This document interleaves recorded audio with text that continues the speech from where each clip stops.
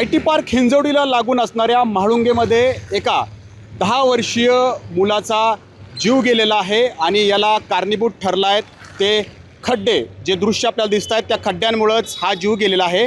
परंतु मी याची कारणं शोधतोय आणि एक कारणं शोधत असताना मी तुम्हाला दाखवू इच्छितो. आता दोन्ही बाजूनं याच मार्गावरून वाहतूक सुरू आहे, परंतु या माझ्या डाव्या बाजूला जर तुम्ही बघितलं तर हा रोड आहे. तुम्हाला विश्वास बसणार नाही, परंतु हा रोड आहे. या रोडचं काम गेल्या 2-3 वर्षापासून रखडलेलं आहे. पुणे महानगरपालिकेचा हा कारभार आहे. आज जर हा रोड पूर्ण असता तर कदाचित काल हा अपघात झाला नसता आणि यामध्ये ऋषभ पाठोळेचा जीव नक्कीच गेला नसता. कदाचित तो आज आपल्यात असता. या अपघातानंतर इथले स्थानिक रहिवासी जे आहेत ते संतप्त झालेत. खरं तर IT अभियंते याच मार्गावरून प्रवास करतात आणि हिंजवडीमध्ये कंपनीसाठी जात असतात. खूप गंभीर बाब आहे. गेल्या किती दिवसापासूनचा हा प्रश्न प्रलंबित आहे. जो पलीकडचा रोड झाला नाही, तो जर रोड असता तर आज कदाचित ऋषभ आपल्यात असता. हा तर ॲक्च्युली हा रस्ता व्हायच्या अगोदरपासूनही हा पलीकडला रस्ता बंदच आहे. किती दिवस झाले? आणि ह्याला 8 ते 10 वर्ष झाले, 10-15 वर्ष झाले की तो रस्ता बंद आहे. तर ही जबाबदारी ही PMRDची आणि MIDCची आहे आणि प्रशासनाची जबाबदारी आहे. पुणे महानगरपालिकेच्या हद्दीत येतो ना? हो, हे पुणे महानगरपालिकेच्या हद्दीत येते. आता पुणे महानगरपालिका विचारले का ते म्हणते MIDCचा कडे जा, MIDC म्हणते की PMRD का जा, PMRD म्हणते की आमचं काम नाही आहे. बरोबर आहे. म्हणजे जनतेला फुटबॉल बनवलेलं आहे. बनवलेलं आहे. म्हणजे PMC का केलं तर PMCचं फक्त एक उत्तर असतं की आमच्याकडे फक्त हे मेंटेनन्ससाठी आहे आणि हे PMRD पाहिजे. PMRD म्हणते MIDC आणि बिल्डर रस्ता म्हणतात आम्ही तयार करायला तयार आहे, आम्ही रस्ता करायला, पण MIDC आम्हाला करून देत नाही. म्हणजे यांनी काय केलं, प्रत्येक कोर्टामध्ये आमचा फुटबॉल केलेला आहे. तुम्ही इकडे म्हणजे वालीच नाही याला कोण. आणि याच्यात जर म्हणजे जीव घाणा प्रवास हा दररोज 10,000 फॅमिलीला करायला लागतोय. किती साधारण किती टॅक्स भरता तुम्ही, जेणेकरून ज्या कराच्या मोबदल्यात तुम्हाला हे सगळं तुमच्या नशिबी आलेलं आहे? काय म्हणले? टॅक्स आमच्या पगारातून 30% टॅक्स आम्हाला दरवर्षी भरावा लागतो.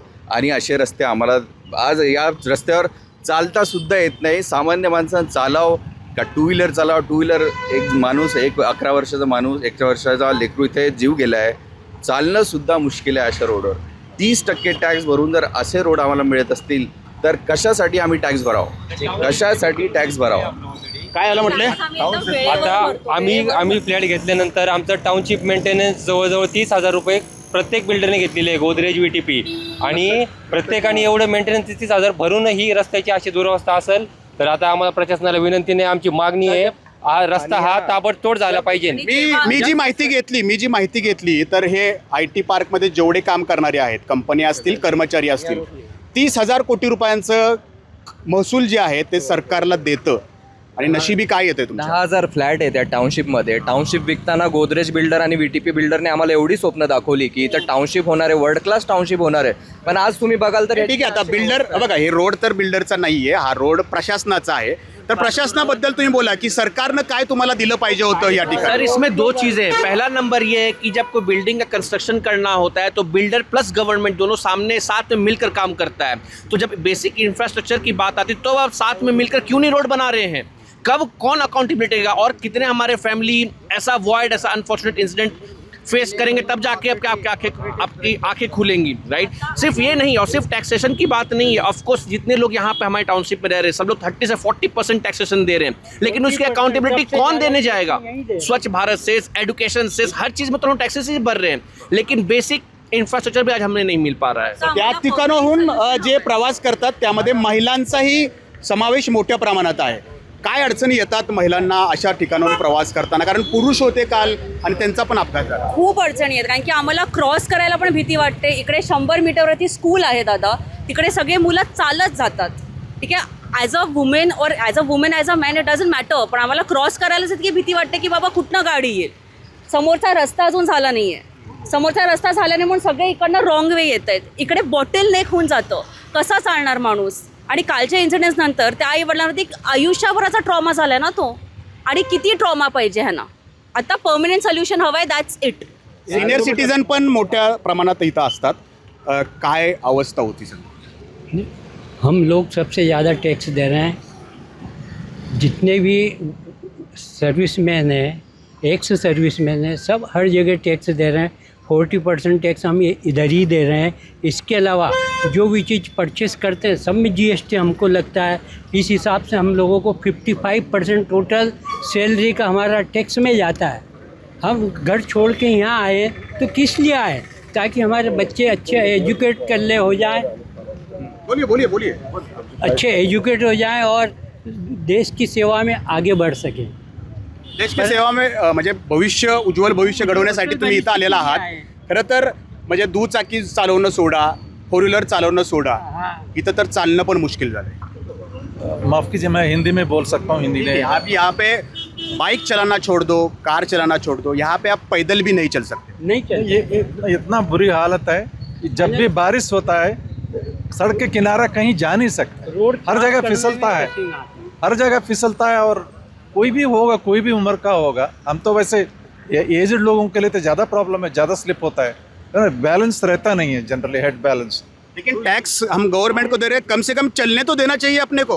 उसका अधिकार तो हमको मिलना चाहिए, लेकिन मिल रहा है क्या? नहीं मिल रहा है.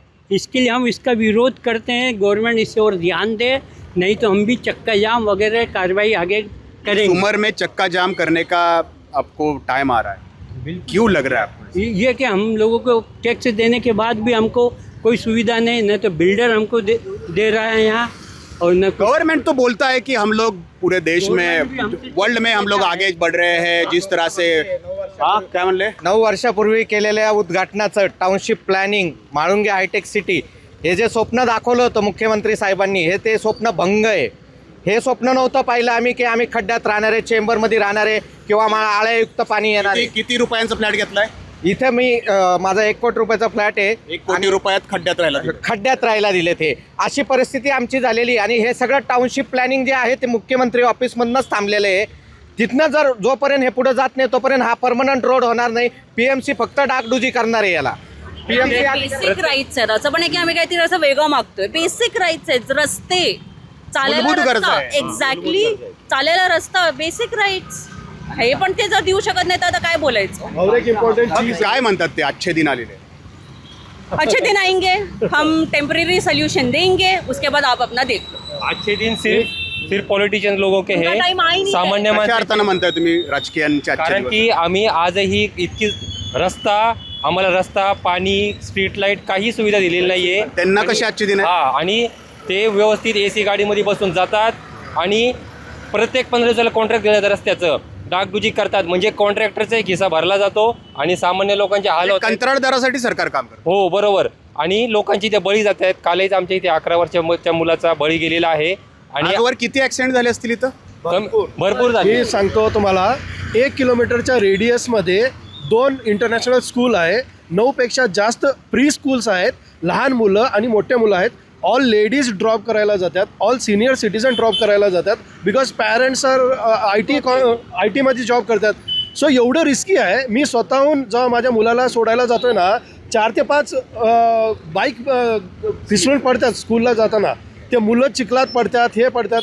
खूप खूप वाईट आहे. अजून एक मुलगाचं बली जायच्या पहिले आपल्याला काही ॲक्शन घ्यायलाच पाहिजे. बरोबर. IT पार्क इथून पुढे गेले की आहे. 800 कंपन्या तिथं आहेत. 5000 कर्मचारी रोज ये जा करतात. 2 लाख वाहनं हा मार्ग असेल किंवा बालेवाडीच्या हिंजोडीमध्ये येणारे जो भूमकर चौक आहे, भुजबळ चौक आहे, त्या मार्गाने येतात. 30,000 कोटी रुपयांचं कर हे IT अभियंते आणि कंपन्यांकडून भरलं जातं. परंतु त्यांच्या नशिबी काय येतं तर हे असे रस्ते येतात आणि या रस्त्यांवरचे खड्डे येतात.